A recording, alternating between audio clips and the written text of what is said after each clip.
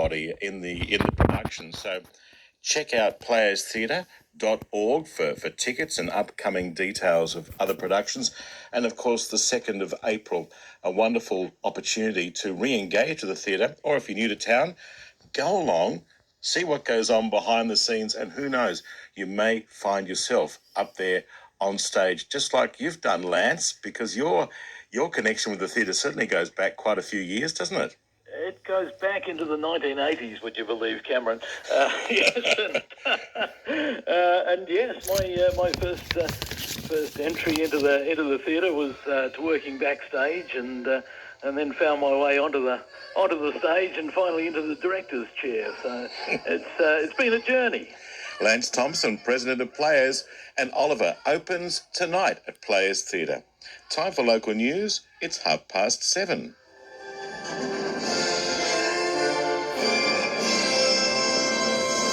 Showers with moderate winds easing in the afternoon. Good morning, Nick Parmiter with ABC Mid-North and Coffs Coast News.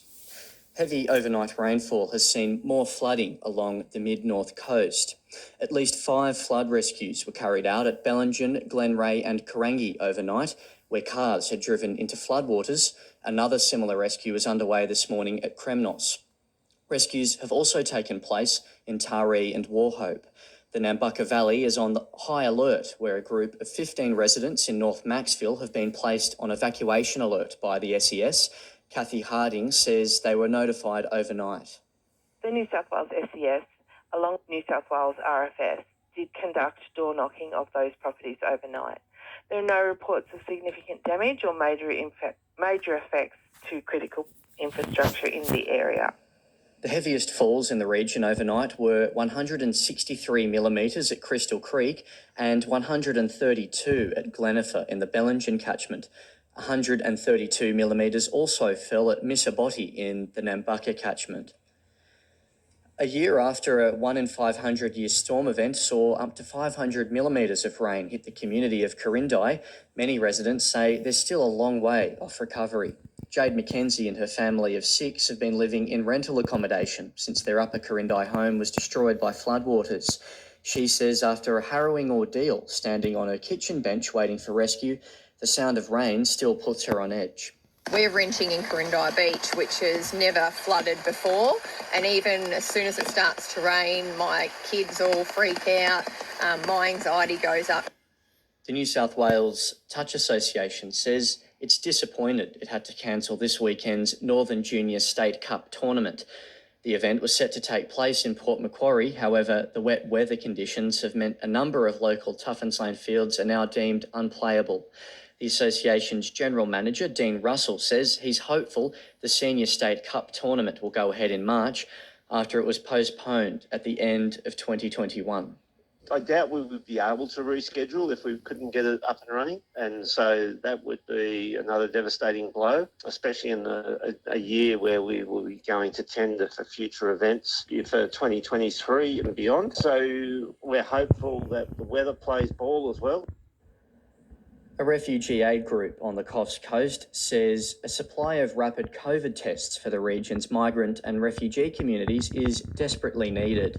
Settlement Services International's Coffs Harbour branch is one of several in the state receiving 200 test kits from the New South Wales government to be distributed on a case-by-case basis. Vigita Chauhan, Program Director at SSI, says the Coffs Harbour refugee community has faced extra hurdles such as the language barrier during the pandemic. They didn't know what to do, which rules to follow, which rules not to follow.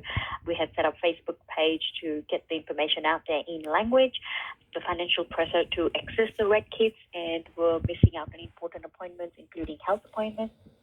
In news elsewhere, Ukraine says Russian forces have killed nearly 60 people, including a number of civilians, as Moscow unleashes a full-scale attack on the country.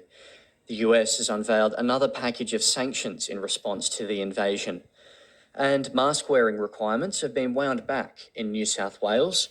Masks are now only compulsory on public transport, on planes and at airports, in hospitals, aged care and disability care facilities and correction centres. To the weather, showers with moderate winds easing in the afternoon. There are a number of current warnings in place. The SES has overnight issued an evacuation warning to 15 properties in North Maxville. Residents are advised to be prepared and on alert. Moderate flooding is occurring along the Nambucca River at Bowerville. Moderate flooding is also occurring along the Arara River at Glenray and Coots Crossing. There is moderate flooding occurring on the Bellinger River at Thora. Minor flooding is occurring at Bellingen. Moderate flooding is possible along the Clarence River at Grafton this afternoon. Minor flooding is expected at Ulmurra. Minor flooding is likely across the Hastings River at Kindy Bridge and Warhope. Coss Harbour reaching 26, Port Macquarie and Taree 27, Kempsey and Foster 26 as well. To hear today's local news, search online for ABC Local and look for your local station. One, but actually it's not going to give them long-lasting protection. Yeah, but good to see at least that the demographics that are typically thought of as most at risk from getting COVID and getting severe illness and unfortunately deaths, the third dose coverage there is a bit stronger. Look, as you say, we're learning as we're going and there's still a lot more to learn, but we appreciate your insight this morning. Dr. Durheim, thanks very much. My great pleasure.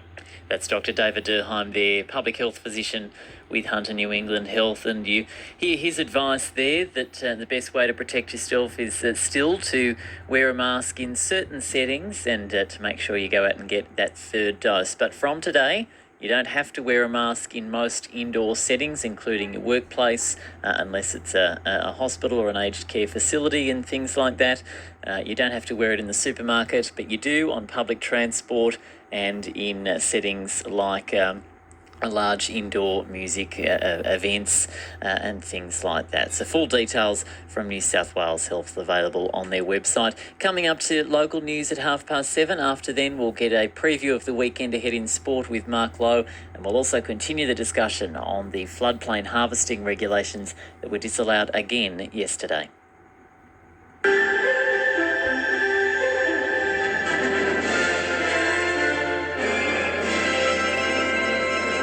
Good morning, Lani Ottaway with ABC New England Northwest Local News. Mask wearing requirements have been wound back in New South Wales. Masks are now only compulsory on public transport, planes and at airports, hospitals, aged care and disability facilities and correction centres. They'll also be mandatory at indoor music festivals with more than 1,000 people. State Parliament has been told less than 1% of the 50,000 COVID breach fines issued across New South Wales to December last year were downgraded or scrapped on appeal. Giselle Wakatama reports. More than $55 million worth of COVID breach penalties have been handed out across the state since the pandemic hit. In response to a 2021-2022 budget estimates question on notice, Finance Minister Damien Tudhope responded to concerns about the fines and their impacts on vulnerable people. He's responded by saying there were more than 8,000 requests for a review. He said as of December last year, less than 400 of those fines were downgraded to being cautioned or no actioned. A University of New England criminologist says a solar-powered e-tag for animals could help prevent stock theft. UNE is set to trial tags which use satellites to tell farmers on a scale from 1 to 7 how much their animals are moving around. Dr. Kyle Mulrooney says this could be pivotal in how rural communities could crack down on the elusive problem. One of the issues why stock theft often goes unsolved is because there's that massive gap between event and reporting to the police. It can often be months before the police find out about stock theft. So we're hoping to actually be able to intervene in the act. A community fun day will kick off in Hillgrove tomorrow in hopes to boost locals' mental health recovery 2 years on from bushfires. Armidale Council had to stop its resilience events due to COVID after being given $40,000 from Commonwealth and state disaster recovery 2 years ago. Recovery Officer Tom Bauer says although there's been a hiatus, the support is needed now more than ever.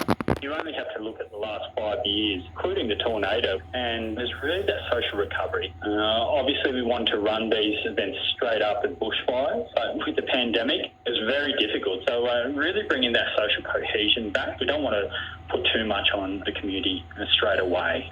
Moree Services Bowls Club is set to undergo an overhaul towards the end of this year thanks to an injection of state government funding. $50,000 has been granted to the venue to dig up its 2 greens and relay synthetic turf, which will allow wet weather bowls and reduce maintenance costs by up to $180,000 a year. Secretary Manager Robert Shields says despite the change to maintenance-free playing areas, no groundkeeping jobs will be lost. We do still have substantial areas that need constant work on them, a soccer playing field and, netball, being prepared for those sorts of things, and our surrounds around the club, of course, all the mowing there. But it's just a matter of time thing, and, they'll keep their positions, yes. Tamworth environmentalists say a littering problem in creek beds and public parks has gotten better in the last few years. 1.5 tonnes of rubbish was collected in 2021, made up of food packaging and heavy goods such as tyres and shopping trolleys.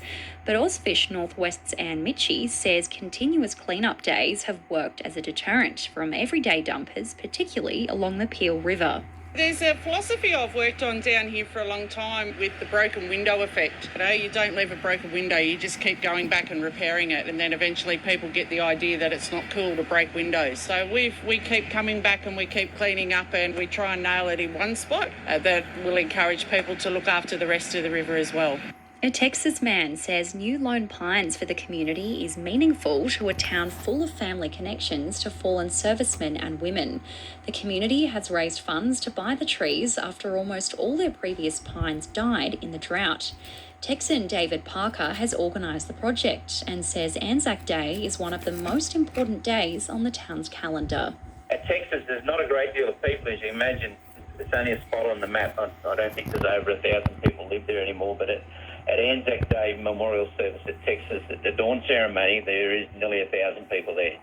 To the weather now, cloudy with a medium to high chance of showers across the region and a possible thunderstorm with heavy falls near the Queensland border in the afternoon and evening.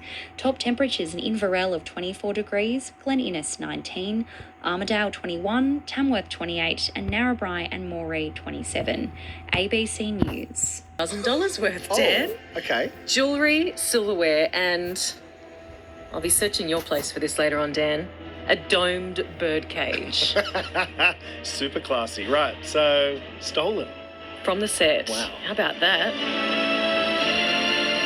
Drama in real life on the set of The Crown. You're on ABC Newcastle Breakfast, the news and AM next. Friday, the 19th of December, 1930, 2NC Newcastle began transmission as part of the network of the Australian Broadcasting Company. The Hunter's history, your frequency.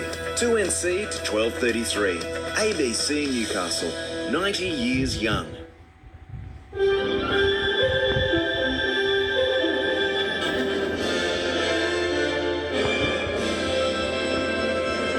Good morning, Blake Doyle with ABC News. Ukrainian officials say Russian forces have captured the Chernobyl power plant as deadly attacks continue across the country. Europe correspondent Isabella Higgins reports from the Ukrainian city Lviv. European leaders say their worst fears have come true as war returns to Europe on a scale not seen in decades. Ukraine has reported more than 200 Russian attacks across the country since the invasion began at dawn.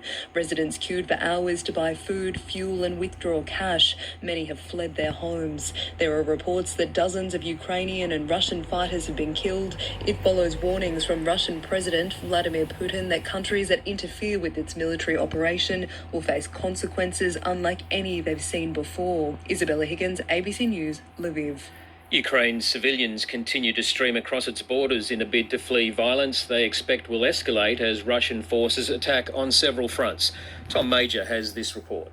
Authorities in Eastern and Central Europe are preparing a significant humanitarian response. Poland's Interior Minister says he's planning for a wave of refugees and Warsaw will commit to give shelter to those in need. Queues and crossings have also been reported at Ukraine's borders with Poland's fellow EU members, Slovakia, Hungary and Romania. Refugees fleeing the major cities are carrying nothing but suitcases as they leave Ukraine. Everybody is in Kyiv now, and they are calling us and telling what is going on, and it's awful. The attack has prompted fears of a mass exodus of refugees from Ukraine, a nation of 44 million people. There's pressure on the New South Wales government to waive COVID breach fines or downgrade them to a caution at a time when thousands of vulnerable hunter people are saddled with debt. The ABC reported yesterday that as of February, more than $55 million in COVID-related penalty notices had been issued for people, many for $5,000. Since the pandemic hit, a total of $6 million in fines has been issued for people in the Hunter and Central Coast. Lauren Stefano from the Aboriginal Legal Service says young First Nations people have been hardest hit. Sometimes children have been issued with fines of up to $5,000 for a single fine. We also have young clients, young people who were issued with multiple $1,000 fines in a single day on some occasions. Particularly with young people, it's especially unfair. A Newcastle pharmacist says his staff will continue to wear masks despite the easing of restrictions. Anthony Pickett says the decision is in the best interests of his staff and customers. We have a lot of staff socialising in a small area amongst ourselves, as well as we see a lot of clients and patients every day. And even going into small quarters, we go close to people for the booster vaccinations, which can be a high-risk scenario, even higher risk if we weren't wearing a mask. A wage subsidy for coal workers is being proposed by the Greens as they push for a quicker transition to renewable energy generation. Here's political reporter Melissa Clark. The rapid growth of wind, solar and hydropower is accelerating the closure of coal-fired power stations. The Greens are proposing a wage subsidy where companies that hire former coal workers in new green tech jobs would have 50% of the wages paid for by the Commonwealth for the next 10 years. That, combined with local development plans, would cost around $19 billion. The Greens are hoping to secure the balance of power at the forthcoming federal election to push their plan. Buckingham Palace says the Queen has postponed her scheduled virtual engagements for the second time in a week as she recovers from COVID-19.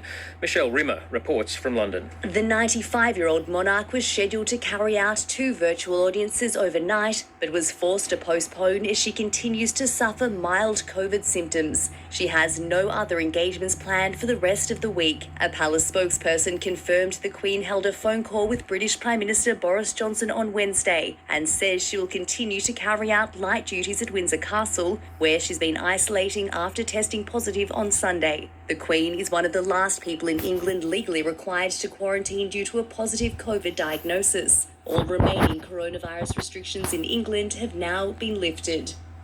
Checking the Hunter's weather, partly cloudy, a medium chance of showers, most likely during the morning and afternoon. The chance of a thunderstorm, light winds becoming east to southeasterly 15 to 25 kilometres an hour in the morning. Daytime maximum temperatures 23 to 28. Newcastle and Maitland heading for a top of 27. Singleton and Scone 28. You're listening to ABC News. The day where masks no longer mandatory in a lot of indoor settings. News is next on ABC Newcastle. Getting out and about? Take Turdo to Glenrock. Bike the Fernley with Jen. Walk Lakeside with Dan. Maybe a Waddington's weekend with Hamo. If you're getting active, get the app. ABC Newcastle. Streaming live 24/7 on the ABC Listen app.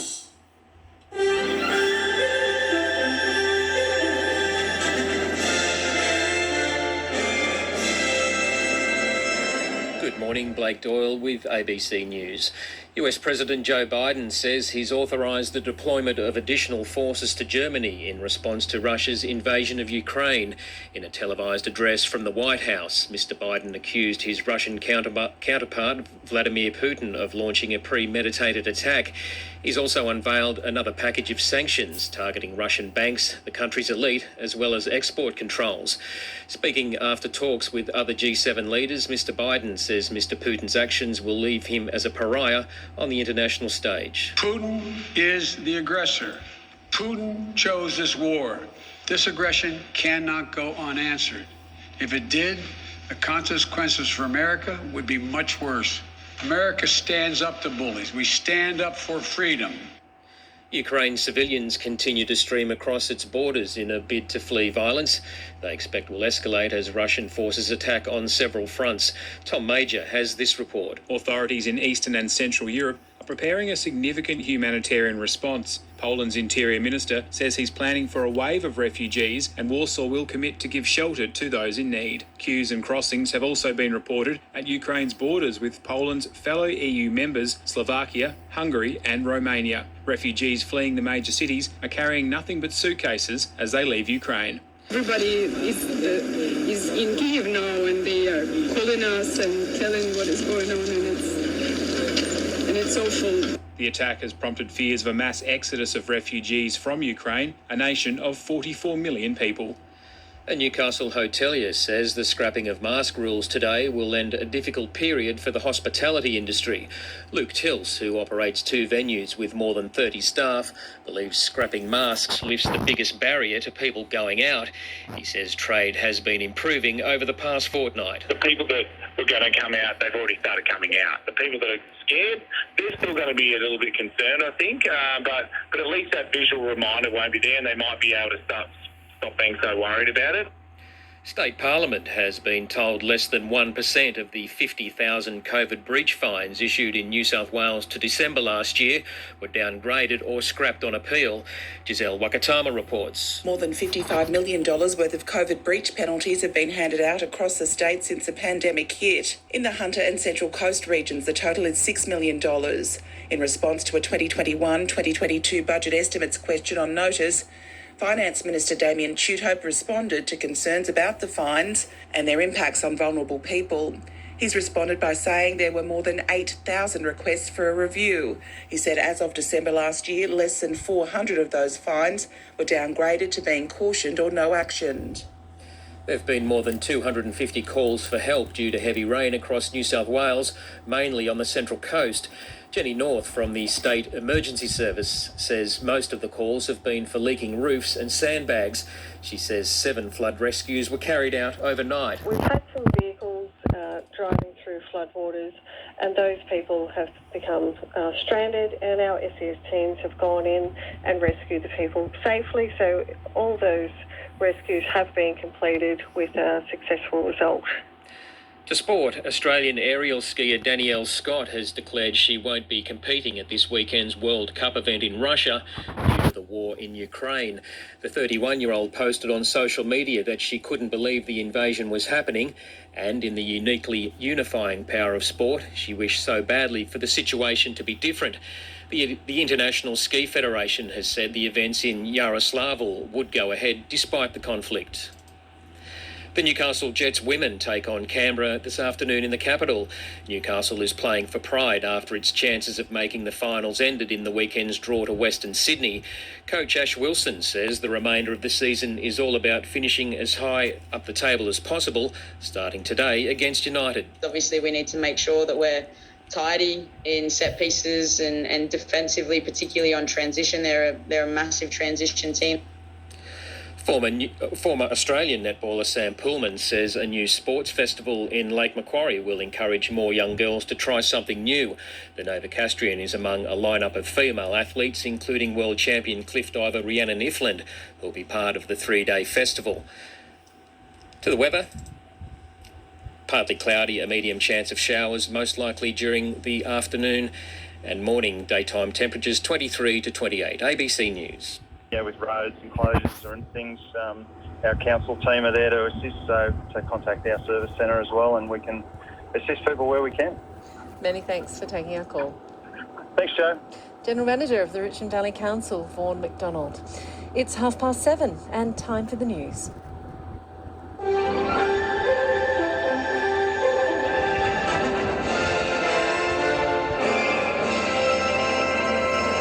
ABC North Coast News. Good morning, I'm Miranda Saunders. The threat of moderate flooding in the Tweed has eased overnight, and the Bureau of Meteorology says they expect less heavy rain across the region today. Moderate flood warnings remain in place for the Clarence River at Grafton, Wilson's River at Lismore, and the Richmond River at Corrocky and Bungawalbin. Meteorologist Helen Reid says the region can still expect falls of between 40 and 60 millimetres throughout the day. Over the weekend, we'll expect to see a little bit of an easing trend. Still wet for a few days though, but by the time we get to the new week, things should just be back to a bit of a showery sort of situation. So we've got a little bit of wet weather to come through, but a gradual easing trend through the weekend. The State Emergency Service says the 4 flood rescues they undertook across the northern rivers overnight could have been prevented. Deputy Incident Controller for the Northern Zone, Wes McPherson, says the rescues were all due to people driving into floodwaters. I say that it's disappointing because whilst they may put their lives at risk, but also the rescuers, which is our volunteer force, they've got to go put their lives in risk as well too. So that is why we constantly promote that don't drive, ride, walk or enter a floodwater. Casino residents are being advised to boil all water before consuming it. The floodwaters coming down the Richmond River have meant council are unable to reliably purify the water. So as a precaution, residents are being told to boil water for all drinking and food preparation. Meantime, Tweed Shire Council is urging Yukai residents to minimise water consumption until it can restart the town's pumping station. The council has been forced to truck in supplies of fresh water after a switchboard became inundated with floodwater yesterday.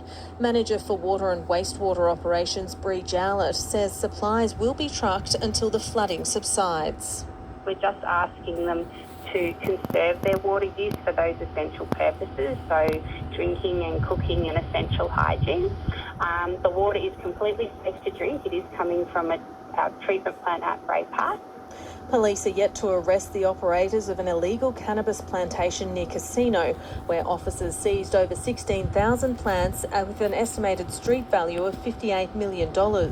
Officers located 19 large greenhouses on a remote property at Ellengowan, 13 of which contained plants at varying stages of maturity and a large number of cannabis seedlings. Detective Inspector Grant Erickson says the operation is an example of organised crime within the area.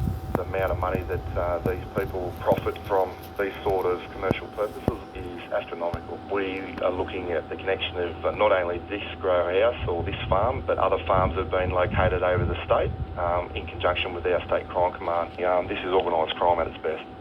A coronial inquest has heard evidence from a professor of telecommunications that appears to back up the police theory about missing Belgian backpacker TOIA. Bruce McKenzie reports. The 18-year-old was last seen leaving the Cheeky Monkeys bar almost 3 years ago. GPS data shows he walked a cosy corner, but it stops just after midnight. But Professor Aruna Senaviratne has told the court Theo's phone had contact with towers in Byron Bay and Ballina 3 times over the next hour, allowing him to triangulate the signal. He said timing advance figures, accurate to within 78 metres, suggested the teen moved onto the Cape Byron headland. That's in line with the police theory that TOIA fell into the ocean while trying to climb a cliff in the dark. The inquest has now heard from its last witness. The state coroner is expected to hand down her findings later this year. Lismore City Council staff are being criticised for not working quickly enough to find a new airline to service the Lismore, Grafton, Sydney route. Rex Airlines isn't taking bookings past the end of the next month, which is when the federal government's Regional Airlines Assistant Grant scheme is due to expire. General Manager John Walker says he presumes that means Rex doesn't intend to fly beyond that time without a subsidy. He says his staff now need to act fast to secure a new airline and the future of the regional airport. Well, they haven't gone far enough or fast enough, is probably the summary. I've activated those instructions to meet with the respective airlines that might be possible. And we need to find people who can fly here regularly because there is a market to be served. ABC has contacted Rex, but they have declined to comment at this stage. You can expect a cloudy day with a very high chance of rain. ABC News. And yeah, great initiative for our community. Certainly is. Maria, thank you so much for joining us this morning. Always great to catch up. Thanks, Amelia. Thank you. Maria Cameron there, talking all things Merriwa. Plenty coming up in that community. If you'd like to share what's going on in your community, you can always call us 1300 33 1233. It's news time.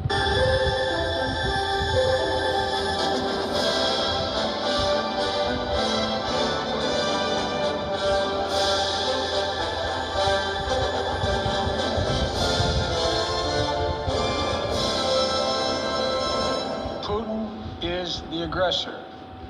Putin chose this war, and now he and his country will bear the consequences. US President Joe Biden speaking at the White House a short time ago. It's 7 o'clock. Good morning. Blake Doyle with ABC News. The US has unveiled another package of sanctions in response to Russia's invasion of Ukraine. North America correspondent Jake McMillan reports. President Joe Biden has accused Vladimir Putin of launching a premeditated attack against Ukraine, arguing the invasion has largely unfolded as the US predicted. He's announced further sanctions against Russian banks and members of the country's elite, as well as a set of export controls. It'll strike a blow to their ability to continue to modernize their military. It'll degrade their aerospace industry. The president has also authorised the deployment of further US troops to Germany. Jade McMillan, ABC News, Washington. Ukraine says Russian forces have killed nearly 60 people, including a number of civilians, as Moscow unleashes a full-scale attack on the country. Europe correspondent Isabella Higgins reports from Lviv. Ukrainian officials say Russian forces have captured the Chernobyl power plant in the north of the country as the Kremlin continues to mount a large-scale attack. British Prime Minister Boris Johnson has described the invasion as a catastrophe for the continent of Europe. Major explosions have been heard throughout Ukraine amid reports of more than 200 individual attacks. Ukrainian civilians have been invited to join the country's territorial defence force. While some have joined the front line to fight the Russian offensive, others have fled to neighbouring countries. Isabella Higgins, ABC News, Lviv. Demonstrations have erupted in Russian cities, with people taking to the streets to protest against the government's invasion of Ukraine. Tom Major has this report. Thousands of anti-war protesters are marching in Russia's cities, angry at President Vladimir Putin's decision to launch an invasion of Ukraine. Chanting slogans and holding placards with anti-war and anti-Putin messages, multiple scuffles have broken out between activists and police.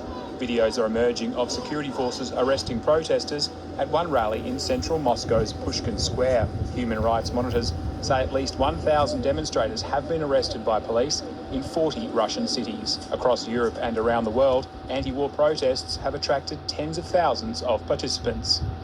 Russian citizens living in Sydney are standing with the local Ukrainian community. More than 150 people gathered in the city's CBD last night, protesting against the military operation in eastern Ukraine.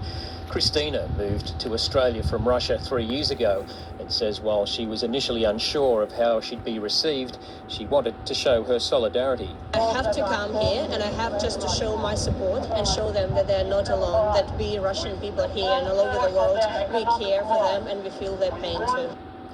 China has moved to import more wheat from Russia, just as Western countries impose sanctions over the invasion. East Asia correspondent Bill Birtles reports. China's customs agency has overturned previous restrictions on Russian wheat imports, but hasn't explicitly tied the move to the ongoing conflict. Beijing, though, is giving Russia some degree of diplomatic support, refusing to criticise Vladimir Putin's military invasion in any way, and instead calling on all sides to exercise restraint. A Chinese government spokeswoman says the issues in Ukraine are complicated, and she's largely put the blame on the United States for helping to arm Ukraine's military instead of the invading Russian army. Bill Birtles, ABC News, Taipei. The UN has pledged around $28 million for humanitarian support in Ukraine. Thousands of Ukrainians are fleeing the country's west, seeking to escape violent incursions flaring up in many cities. UN Chief Antonio Guterres says humanitarian aid to Ukraine must become a top priority. You're listening to ABC News. It's 7:05. Still to come in this bulletin, the Greens propose a 50% wage subsidy for employers who hire former coal workers, and sport with Jack Snape. The New South Wales Aboriginal Legal Service says it's concerned a First Nations woman fleeing domestic violence has failed to have a COVID breach fine scrapped on appeal. Giselle Wakatama reports. The Aboriginal Legal Services told the ABC that Kerry, not her real name, was fined $1,000 in August last year. Kerry's solicitor says the 20-year-old and her toddler urgently needed to leave an unsafe living situation, and while driving to temporary new crisis accommodation, she was pulled over and fined. The legal service says an appeal to have the fine scrapped failed. The Aboriginal Legal Service said its Sydney client Jim, a 76-year-old Bidjigal man who has multiple health problems, has also been hit hard. He told his lawyers while laden with groceries and walking home, he rested on a park bench, only to be fined $1,000. It's an amount the pensioner says he can't pay back. While mask mandates are being eased today, the Hunter New England is still recording the highest number of COVID-19 cases in the state. New South Wales Health yesterday reported 1,216 new cases in the Hunter New England, almost 300 more cases than Western Sydney. 21 people with COVID are being treated in local hospitals, with one in intensive care. A man in his 80s from Newcastle is the latest in the region to die with the virus. A Newcastle pharmacist says demand for rapid antigen tests has dropped in recent weeks. Last month, demand for RATs was high, with pharmacies and supermarkets unable to meet demand. Anthony Piggott says rapid antigen tests are now readily available, but demand has changed. Demand for RATs has declined a lot. We still have a lot, which I'd encourage people who are concession card holders to come and claim them from the pharmacy for free at the moment whilst the government's paying for it. A wage subsidy for coal workers is being proposed by the Greens as they push for a quicker transition to renewable energy generation. Here's political reporter Melissa Clark. The rapid growth of wind, solar and hydropower is accelerating the closure of coal-fired power stations. The Greens are proposing a wage subsidy where companies that hire former coal workers in new green tech jobs would have 50% of the wages paid for by the Commonwealth for the next 10 years. That, combined with local development plans, would cost around $19 billion. The Greens are hoping to secure the balance of power at the forthcoming federal election to push their plan. New South Wales Labor maintains it's implausible the Transport Minister was not aware Sydney's rail network could be switched off in response to industrial action. Fair Work Commission documents reveal senior government bureaucrats were discussing the potential for a 2-week shutdown as early as last week. The decision to cancel all services on Monday seemingly blindsided Premier Dominic Perrottet, who has said he should have been advised. Labor's transport spokesperson Joe Halen says Transport Minister David Elliott has questions to answer. 1,400 pages of advice was sought from across government, education, the Department of Community and Justice, Treasury and Transport, all provided evidence. It is implausible that the Minister for Transport was not aware. And now with sport, here's Jack Snape. Australian aerial skier Danielle Scott has declared she won't be competing at this weekend's World Cup event in Russia due to the war in Ukraine. The 31-year-old posted on social media that she couldn't believe the invasion was happening and, in the uniquely unifying power of sport, she wished so badly for the situation to be different. The International Ski Federation has said the event in Yaroslavl would go ahead despite the conflict.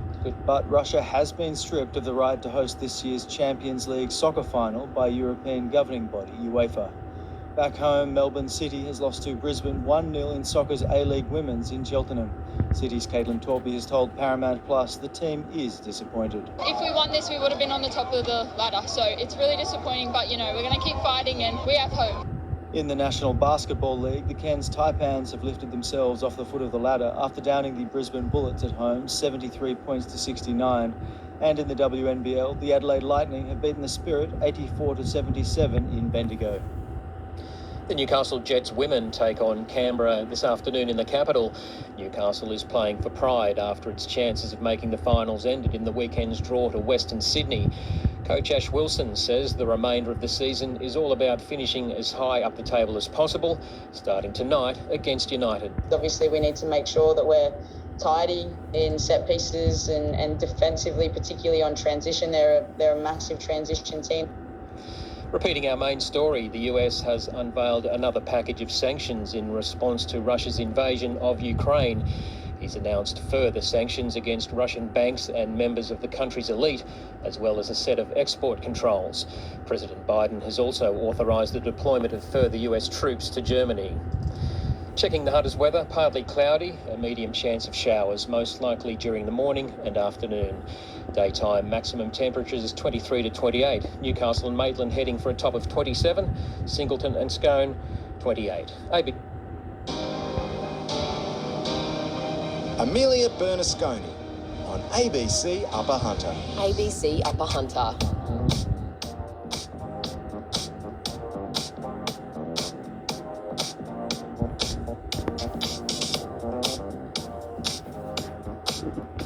Happy Friday. Great to be with you as always for breakfast on ABC Upper Hunter. Throughout the morning, we've got plenty to share with you. After 7:30, we're there. A song called The Village. Heading up to the latest ABC News. After that, an increasing amount of young people living in mining towns want to see change. In today's instalment of Tomorrow's Coal Country, how can we plan for that? You'll hear more after the 7:30 news here on ABC Upper Hunter. If you'd like, though, to take a sneak peek, there is a beautiful article that's just been published on the ABC Upper Hunter website. We'll dive into all of that after the news. ABC Radio. It's yours. Yours for local news. Yours for local stories. Yours for emergency information. ABC Upper Hunter.